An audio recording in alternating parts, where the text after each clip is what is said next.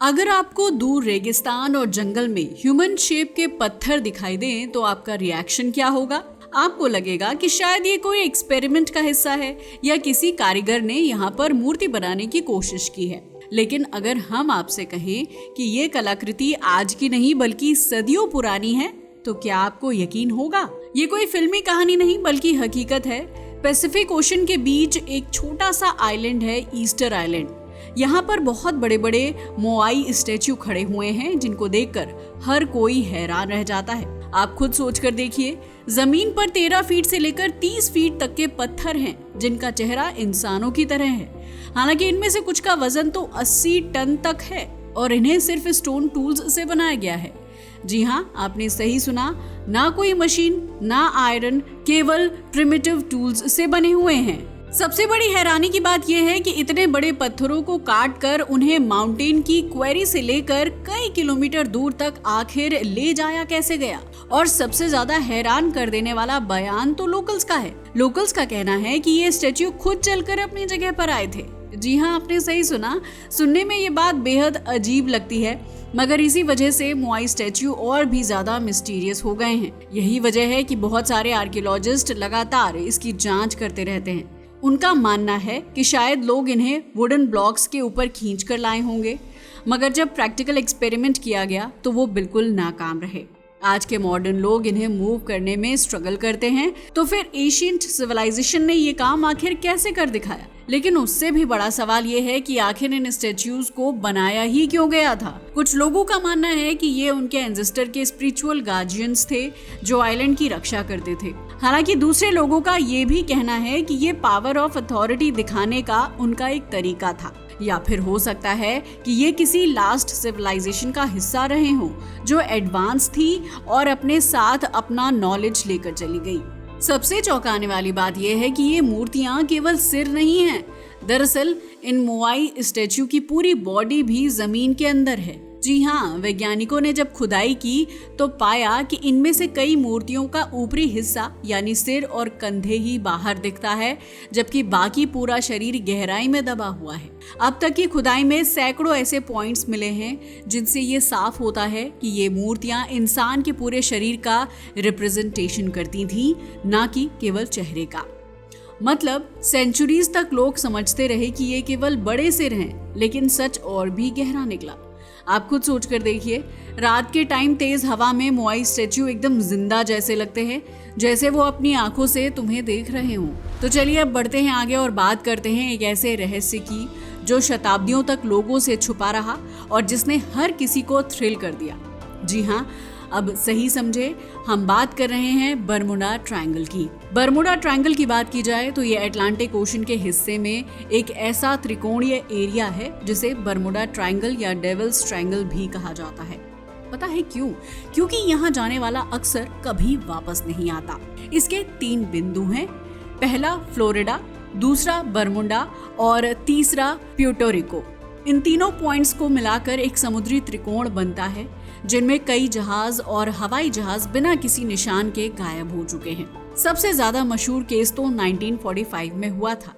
दरअसल 1945 में फ्लाइट 19 ने जब American navy bombers training mission के लिए उड़ान भरी थी, जब उनकी कम्युनिकेशन टावर से हो रही थी तो बीच में उन्होंने बताया कि अचानक से कंपास ने काम करना बंद कर दिया है, जिसकी वजह से हम डायरेक्शन क्लियर नहीं कर पा रहे। सब कुछ चल रहा था, लोग उनसे कनेक्ट करने की कोशिश कर रहे थे, लेकिन कुछ घंटों बाद उनका कांटेक्ट पूरी तरह से डिस्कनेक्ट हो गया और अचानक से उनके प्लेन वैनिश हो गए, वो भी बिना किसी ट्रेस के। लेकिन सबसे ज्यादा हैरानी की बात तो ये है कि उन्हें ढूंढने के लिए जो रेस्क्यू टीम भेजी गई थी वो टीम भी पूरी तरह से वहीं पर गायब हो गई। उसके बाद ना सिर्फ प्लेन बल्कि कई शिप्स भी यहाँ से वैनिश हो चुके हैं, फिर चाहे वो यूएसएस साइक्लोप्स ही क्यों ना हो। यूएसएस साइक्लोप्स की बात हम इसलिए कर रहे हैं क्योंकि ये बहुत ही बड़ा कार्गो शिप हुआ करता था जिसमें 300 से भी ज्यादा लोग थे, मगर बिना किसी एसओएस सिग्नल के ये बरमुडा ट्रायंगल में कहीं खो गया। आप जानकर हैरान रह जाएंगे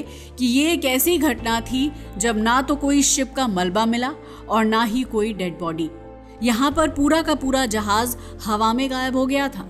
यही वजह है कि ये इतना ज्यादा हैरान कर देने वाला रहस्य बना हुआ है। वैज्ञानिकों का कहना है कि यहाँ का मैग्नेटिक फील्ड कंपास और नेविगेशन इंस्ट्रूमेंट्स को डिस्टर्ब कर देता है। यही वजह है कि यहाँ पर जाने वाले जहाज और हवाई जहाज पूरी तरह से गायब हो जाते हैं। वैसे आपका इसके बारे में क्या ख्याल है? आपको क्या लगता है कि ये चीजें आखिर कहाँ गायब हो जाती हैं? आप इस पर विचार कीजिए। तब तक हम चलते हैं अगले रहस्य की ओर, जिसका नाम है methane gas hydrates. Methane gas के बारे में तो आप जानते ही हैं। ये एक ग्रीन हाउस गैस है जिसके अंदर कार्बन डाइऑक्साइड से भी ज्यादा पावर है। ओशन फ्लोर के नीचे से मीथेन गैस निकलती रहती है जो पानी की डेंसिटी को चेंज कर देती है, जिससे शिप्स आसानी से डूब जाते हैं। दरअसल कुछ थ्योरिस्ट्स का मानना है कि ये पूरा एरिया एक एलियन बेस है जहां से इंसानों को अपने एक्सपेरिमेंट्स के लिए ले जाया जाता है।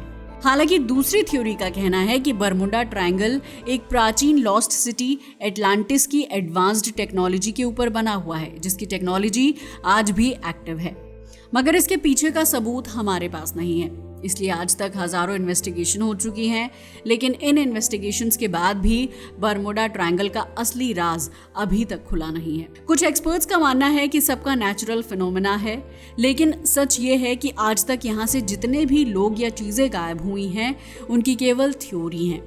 उनका असली जवाब किसी के पास नहीं है। चलिए अब बढ़ते हैं आगे और बात करते हैं श्राउड ऑफ ट्यूरियन की। श्राउड ऑफ ट्यूरियन की बात की जाए तो ये एक ऐसा राज है जो धर्म, साइंस और हिस्ट्री तीनों को हमेशा से कंफ्यूज करता आ रहा है।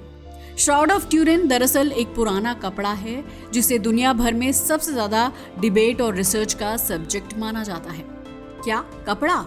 जी हाँ, आपने सही सुना, लेकिन ये कोई साधारण कपड़ा नहीं है, बल्कि ये इतना पुराना है कि उस पर एक आदमी की पूरी बॉडी की फ्रंट साइड इमेज दिखाई देती है। ये कपड़ा इटली के ट्यूरिन शहर में रखा गया है, इसी वजह से इसे श्राउड ऑफ ट्यूरिन कहा जाता है। बहुत सारी थ्योरीज हैं। कुछ लोगों का मानना है कि यही वो कपड़ा है जिसमें जीसस क्राइस्ट को उनकी डेथ के बाद लपेटा गया था, और इस पर जो ह्यूमन स्ट्रक्चर बना हुआ है वो जीसस क्राइस्ट का ही है।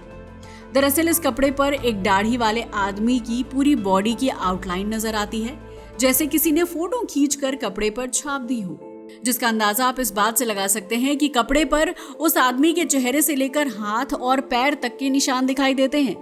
लेकिन सबसे हैरानी की बात यह है कि आदमी के शरीर पर वही घाव हैं जो बाइबल में क्रूसीफिक्शन के टाइम बताए गए हैं। हाथों और पैरों पर कीलों के छेद, पीठ पर मार के निशान और सर पर कांटों का ताज। साइंस ने इसको समझने की बहुत कोशिश की, मगर वो नाकामयाब रहे। हालांकि 1988 में कुछ साइंटिस्ट ने कार्बन डेटिंग टेस्ट किया तो पता चला कि श्राउड ऑफ ट्यूरिन केवल 700 साल पुराना है।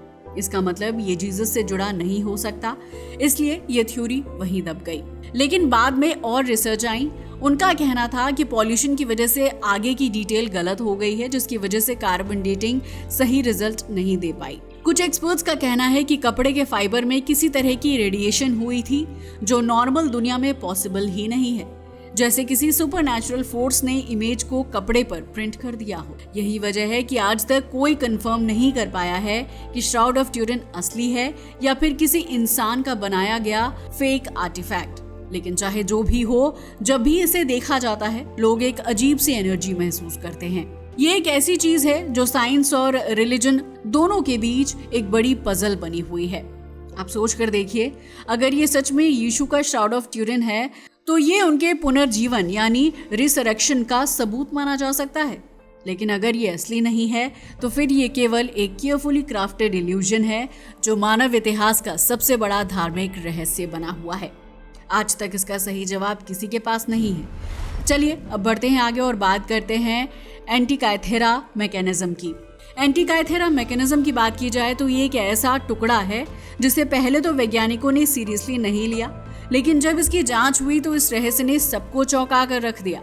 ये एक पुराना जंग लगा हुआ धातु का टुकड़ा था, लेकिन जब रिसर्च हुई तो पता चला कि ये कोई आम मेटल पीस नहीं बल्कि एंटीकाइथेरा मैकेनिज्म था, यानी एक ऐसा यंत्र जो अपने समय से हजारों साल आगे था। दरअसल ये कहानी है 1901 की, जब ग्रीक डाइवर्स एंटीकाइथेरा आइलैंड के पास समुद्र में एक शिप व्रेक को एक्सप्लोर कर रहे थे। वहां उन्हें बहुत सारी चीजें मिली, गोल्ड स्टैच्यूज, ऑर्नामेंट्स, लेकिन सबसे बड़ी डिस्कवरी थी एक रस्टेड गियर मशीन। पहले आर्कियोलॉजिस्ट को लगा कि ये बस एक टूटा हुआ एस्ट्रोलॉजिकल इंस्ट्रूमेंट है, लेकिन जब गहराई से स्टडी हुई तो पता चला कि ये एक इनक्रेडिबल मशीन है जिसे 2000 साल पहले बनाया गया था। इसमें बहुत सारे छोटे छोटे गियर्स, डायल और व्हील्स लगे हुए थे जो बिल्कुल एक मॉडर्न क्लॉक की तरह काम करते थे। रिसर्च के बाद पता चला कि यह मैकेनिज्म सूरज, चांद और ग्रहों की गति कैलकुलेट कर सकता था। इनफैक्ट ये ग्रहण को प्रिडिक्ट कर सकता था। आप सोच कर देखिए, 2000 साल पहले के लोगों ने एक ऐसी मशीन बना डाली थी जो आज के कंप्यूटर की तरह काम करती थी। आखिर ये बनाया कैसे गया होगा? यकीन मानिए, ये एक ऐसी स्थिति है जिसे आज तक समझा नहीं गया है, क्योंकि उस समय ऐसी टेक्नोलॉजी होने का कोई रिकॉर्ड नहीं है। मेटल गियर्स को इतने एडवांस्ड तरीके से बनाने के लिए प्रिसिशन टूल्स चाहिए होते हैं जो तब के लोगों के पास थे ही नहीं। तो फिर उन्होंने इसे बनाया कैसे? इसके बारे में बहुत सारी थ्योरीज दी जाती हैं। कुछ एक्सपर्ट्स का कहना है कि शायद ये किसी लास्ट सिविलाइजेशन का काम था या फिर किसी अननोन जीनियस ने इसे बनाया। एंटीकाइथेरा मैकेनिज्म की एक्सरे इमेज और 3D स्कैन किए गए। इसके बाद साइंटिस्ट का कहना है कि इस मैकेनिज्म में लगभग 37 गियर्स थे और ये एक एनालॉग कंप्यूटर था जो स्पेस और टाइम को कैलकुलेट करता था। मगर सवाल यह है कि अगर 2000 साल पहले ये टेक्नोलॉजी थी तो बाकी दुनिया को उसके बारे में क्यों नहीं पता चला? और आखिर ये नॉलेज कहीं गायब कैसे हो गई? कुछ लोगों का मानना है कि एंटीकाइथेरा मैकेनिज्म इस बात का पक्का सबूत है कि एंशिएंट सिविलाइजेशन को कहीं से टेक्नोलॉजी मिली थी। कुछ लोग इसे एटलांटिस जैसी किसी सिविलाइजेशन की निशानी मानते हैं। चाहे कुछ भी सच हो, एक बात तो तय है, एंटीकाइथेरा मैकेनिज्म हमेशा एक ऐसी पहेली बनी रहेगी जो हमें ये बताती है कि हमारी हिस्ट्री उतनी भी साधारण नहीं है जितनी हमें दिखाई देती है। तो ये थी कहानी दुनिया की कुछ असाधारण और मिस्टीरियस चीजों की। आपको इनमें से कौन सी चीज सबसे ज्यादा हैरान कर देने वाली लगी? हमें कमेंट करके बताना ना भूलिएगा। आज के लिए बस इतना ही। वीडियो अच्छा लगा हो तो इसे लाइक और शेयर करें और हमारे चैनल को सब्सक्राइब करें। जय हिंद दोस्तों।